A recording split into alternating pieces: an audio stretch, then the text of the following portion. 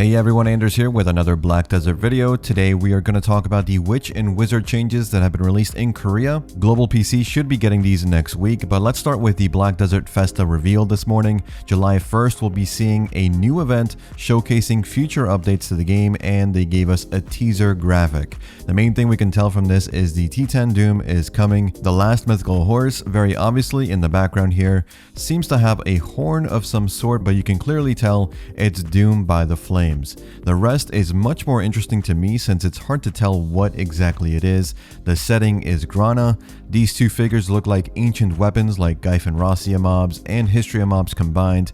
We have this Taurus looking figure as well, could be linked with the last Ataraxian dungeon as some have said, but let me know what you think in the comments. FESTA will more than likely focus around T10 Doom and Ataraxian instead of a new class or new region.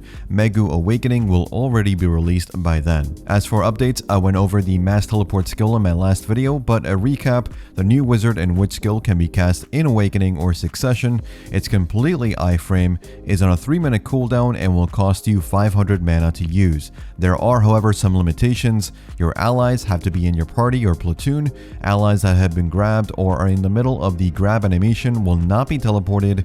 Allies currently in iframe will not be teleported. Allies on mounts will not be teleported, and allies with a magical saturation effect will not be teleported. This magical saturation effect is an effect applied to teleported allies. It's a debuff. It's going to last 90 seconds. The main reason for this is to prevent things like mass teleport chaining with multiple wizards and witches. The skill will work from higher altitudes, but fall damage seems to apply, and as soon as you get teleported, everyone affected will automatically be in combat stance, so you won't need to take out your weapon. Even if you were idle or crouching or doing an emote, you will be teleported alongside your witch or wizard and be in combat stance. The skill has this long cast windup that can be cancelled with LMB to initiate the teleport before the end of the casting animation. Nothing has really changed from the test server version to the live version in Korea. We'll see how it affects group PvP going forward. It is still too early to tell, but a skill like this requires a lot of setup, so it may not be as potent as it looks. Other changes to both Witch and Wizard are for Awakening. When using Speed Spell or Magical Shield from Awakening stance, you will automatically go back into Awakening stance after the animation.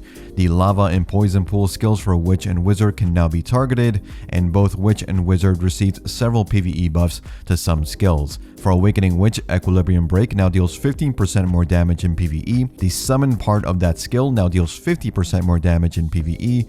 Thunderstorm Summon, Flow Botaic Telt, and now Flow Gore Roll now deal 53% more damage in PvE. Base damage in PvP has been lowered for some skills, as you can see, but they have added base crit rate modifiers for them to compensate in the loss of damage. For Awakening Wizard, Aquagel Explosion now deals 13% more damage in PvE. Cataclysm received a 30% crit rate base bonus. Cataclysm Summon part now deals 19% more damage in PvE. The Hellfire Summon now deals twice as much damage in PvE and can now be linked with Bolide of Destruction a lot faster.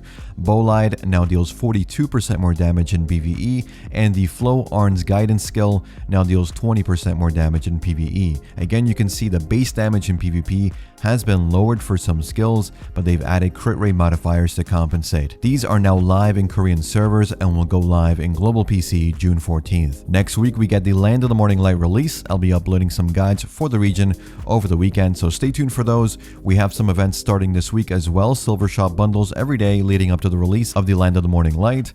Daily challenge rewards that give out Jatina Golden Seals and Awakened Soundal Scrolls, which is good, and the Dusty Pottery item event that can be obtained from grinding, challenge rewards, or gathering. You can right click on the Dusty Pottery item to either get the fine or damaged porcelain. These can be exchanged for items when the new region releases. Very good items, especially for the fine porcelain. I highly recommend you farm these as much as possible for the release of the Land of the Morning Light. Remember, this week we have the 100% item drop event as well, so a good time to grind out treasure items, crystallize a spare, practically anything you need.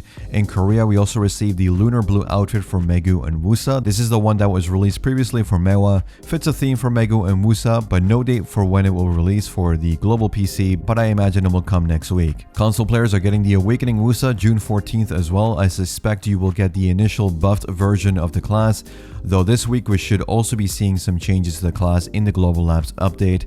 I don't expect any nerfs, probably some buffs. That's all for the updates this week. Let me know your thoughts on the Wizard and Witch updates and the FESTA event in the comments. Thanks for watching. Thanks for listening. I'll see you all in the next one. Take care.